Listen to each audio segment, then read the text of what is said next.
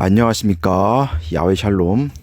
오늘은 야훼의 이름에 이어 엠마누엘에 대해서 야훼 아버지가 알려주신 것 안에서 설명을 해보겠습니다. 이 이름을 설명하기 전에 그대로 거슬러 올라가서 설명을 해야 이해하기가 쉬울 것 같습니다. 내용이 길더라도 쭉 한번 들어보시기를 권면합니다. 야훼의 이름이 세상에 등장하게 된 건 후대이지만 야훼는 태초부터 살아계신 존재였고 지금까지 동일하게 살아계시고 하늘보다 높고 하늘 위에 계신 홀로 스스로 존재하는 이입니다. 이 부분을 간과하지 않은 전제 조건에서 설명을 이해하시면 되겠습니다. 메소포타미아 문명 이전 사람들이 살던 시대, 즉 대략 기원전 7000년경에서 3500년경 전까지는 사람들이 가진 신의 이름의 개념이 없었습니다. 기독교인들 중에 인류의 시작을 6000년으로 보는 사람들이 있는데 나중에 구약성경 번역본이 나오고 나서 따로 영상을 만들어 보겠습니다. 문명 이전에는 만물, 자연이 곧 신이었습니다. 하늘, 불, 물, 나무 등을 쳐다보며 빌었습니다. 시간이 흘러 자연 만물뿐만 아니라 동물을 신으로 여기는 개념도 생기게 됩니다. 그래서 숲과 나무, 산, 풀 등 모든 것을 주관하는 신을 곰으로 보았습니다. 그래서 곰을 신으로 보았고 또 밭, 곡식, 곡물 이런 것들을 주관하는 신은 소가 됩니다. 그래서 소를 신으로 봅니다. 이 시기가 끝나면 메소포타미아 문명이 시작이 됩니다. 메소포타미아에 사는 사람들은 아누라는 신을 만드는데 이 아누라는 신은 위에서 말한 모든 것을 말하는 최고의 신, 즉 하늘신을 말합니다. 하늘에 있는 어떤 존재가 아니라 하늘 자체를 아누신이라고 불렀습니다. 엘리는 숨, 바람, 공기, 땅, 자연 만물의 모든 질서를 주관하는 신으로 추앙하였고 엔킬은 물, 지혜를 주관하는 신으로 사람들이 추앙하게 됩니다. 요즘 저서들 중에 수메르 문명에 관한 책을 보면 아누와 엘린, 엔킬 등을 아버지와 아들 또 형제의 관계로 묶어서 설명하던데 이 내용은 후대에 이렇게 만들어진 것이고 아버지와 아들의 신 개념은 고대 이집트에서 먼저 나온 개념입니다. 지금 야훼와 메시아 엠마누엘은 고대 이집트와는 별개이기에 고대 이집트 얘기는 접어두겠습니다. 이 당시 최초 메소포타미아에서는 신들 중에 아버지와 아들의 개념은 없었습니다. 우리 모두가 알고 있는 아브라함 아시죠? 아브라함이 지금으로부터 약 4000년경 전쯤 메소포타미아 사람들이 기근과 지진으로 인한 배고픔을 이기지 못해 대거 가나안으로 이동하는 일이 벌어집니다. 아브람 또한 이 시기에 가나안으로 들어간 사람 중에 한 사람이었습니다. 이미 가나안에는 가나안 사람들이 섬기는 최고의 신, 하늘 자체를 신으로 섬기는 엘이 있었습니다. 메소포타미아의 아누와 동일한 개념의 신이 가나안에도 존재했던 것입니다. 그래서 추후 메소포타미아 사람들은 가나안에 정착하여 살면서 아누라는 이름을 버리고 가나안의 하늘신 엘의 이름을 받아들여 추앙하게 됩니다. 좀 전에도 말씀드렸듯이 아누 혹은 엘은 하늘 위에 어떤 신이 아니고 하늘 자체를 상징하는 신이었기에 하늘이 곧 엘이었습니다. 야훼가 아브람을 택하여 불렀던 당시 아브람은 야훼의 이름도 모르고 존재 자체를 이해하지 못해서 야훼가 엘이라고 이해하였습니다. 그리하여 야훼를 엘샤다이라고 불렀습니다. 야훼를 엘로 잘못 이해한 것입니다. 야훼가 본인의 정체성과 이름을 명확하게 알려서 등장한 때가 모트 또는 라모세스라고 불리는 모세 때부터였습니다. 다시 말하면 요셉도 자신의 아버지인 야곱이 믿는 전능한 주, 또 그의 아버지의 이삭이 믿는 전능한 주를 근거로 야훼를 엘로 잘못 이해하였던 것입니다. 왜 야훼는 모트 또는 라모세스라고 하는 모세에게 자신의 존재를 드러냈었을까요? 그는 야훼 아버지에게 당신은 누구십니까? 라고 질문을 하였기 때문입니다. 그래서 야훼 아버지는 그에게 나는 홀로 스스로 존재하느니 나는 나다. 나는 곧 야훼이다 라고 말씀하신 겁니다.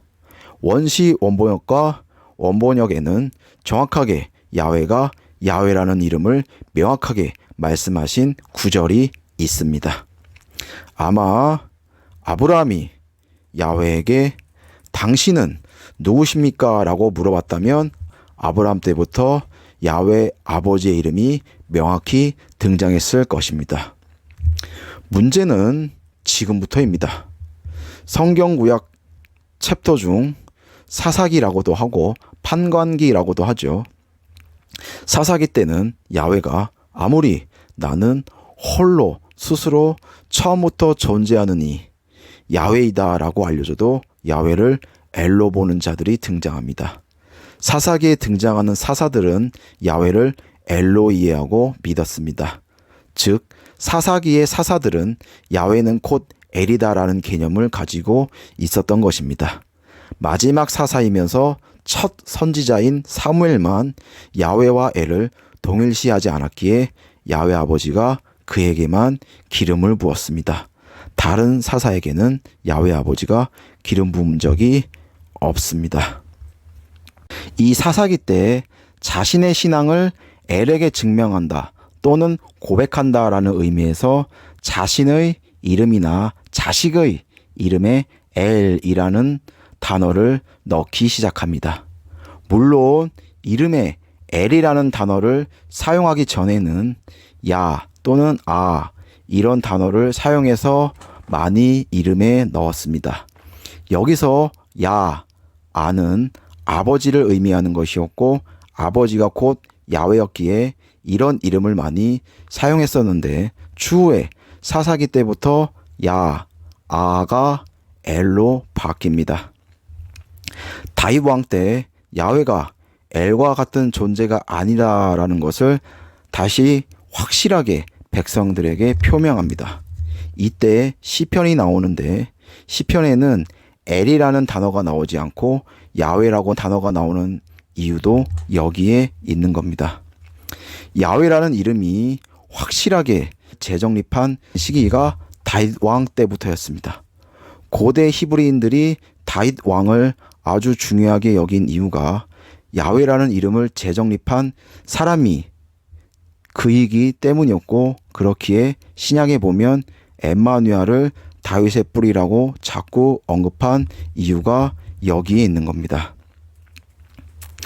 바벨론 포로 시기 후 성경을 다시 기록할 당시 엘은 야훼를 뜻한다고 다시 재정립하는 시기가 옵니다. 그렇다고 엘 신이 곧 야훼이다 라는 개념은 아닙니다. 야훼를 지칭하는 것이 엘이라는 명칭으로 사용되는 시기가 생기다가 다시 엘의 명칭을 야훼로 바꾸는 시기도 생깁니다.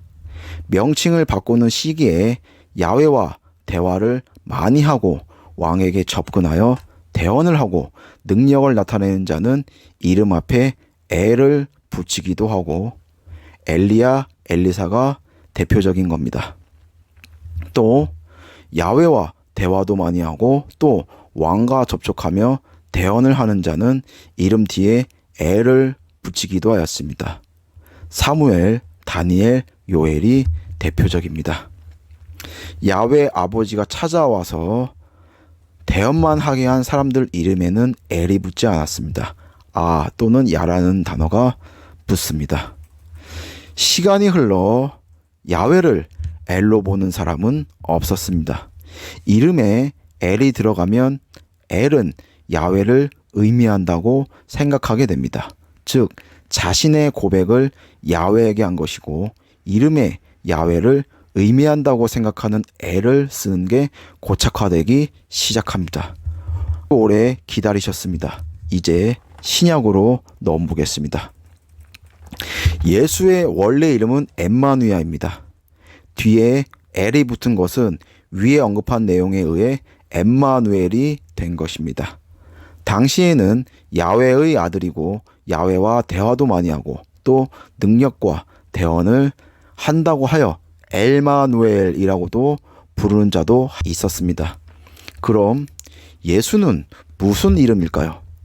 엠마누야가 이 땅에 있을 때 죽은 자를 살렸기 때문에 야훼의 아들로서 통치권을 가진 자라는 뜻, 즉 기름 부음 받은 자라는 뜻이 메시아라고 불렀습니다. 엠마누야라는 이름 자체에 야훼가 우리와 항상 함께 하신다라는 뜻이 있는데 여기에 덧붙여서 메시아 엠마누야라고 불린 것입니다.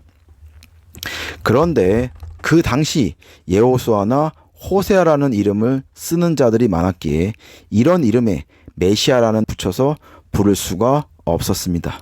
그래서 바리새인들은 엠마누야를 야훼의 아들인 것은 알았지만 절대 인정하고 싶어 하지 않았기에 메시아를 붙이며 부를 수 있는 엠마누야라는 이름을 절대 쓰지 않고 비슷한 의미인 야훼는 구원이시다라는 여호수아 혹은 호세아라는 이름으로 부르며 야훼의 존재를 폄하하고 싶었던 것입니다.